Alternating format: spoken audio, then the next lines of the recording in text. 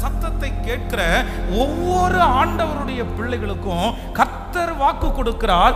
ஒரு நாள் உண்டு, ஒரு நாள் உண்டு.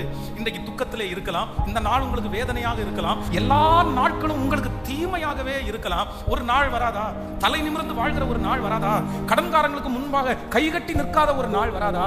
சஞ்சலம் இல்லாத ஒரு நாள் வராதா? வியாதி வலி இல்லாத ஒரு நாள் எனக்கு வராதா? நான் மகிழ்ச்சியாய் மனதார சிரிக்கிற ஒரு நாள் வராதா? சந்தோஷத்தோட ஆராதிக்கிற ஒரு நாள் வராதா? அந்த ஒரு நாளுக்காக ஆண்டவருடைய பிள்ளைகள் நிறைய பேர் நீங்கள் காத்து கிடக்கலாம், நிறைய பேர் ஆசைப்படலாம். ஆனா கர்த்தர் இன்றைக்கு உங்களுக்கும் எனக்கும் வாக்கு கொடுக்கிறார். இல்லை, ஒரு நாள் உண்டு. அந்த நாளை யாருமே அறியாவிட்டாலும் பரலோகத்தின் தேவனாகிய கர்த்தர் அந்த நாளை அறிந்திருக்கிறார். அந்த நாள் உங்களுக்கு வெளிச்சம் உண்டாகும் என்று கர்த்தர் வாக்கு கொடுக்கிறார்.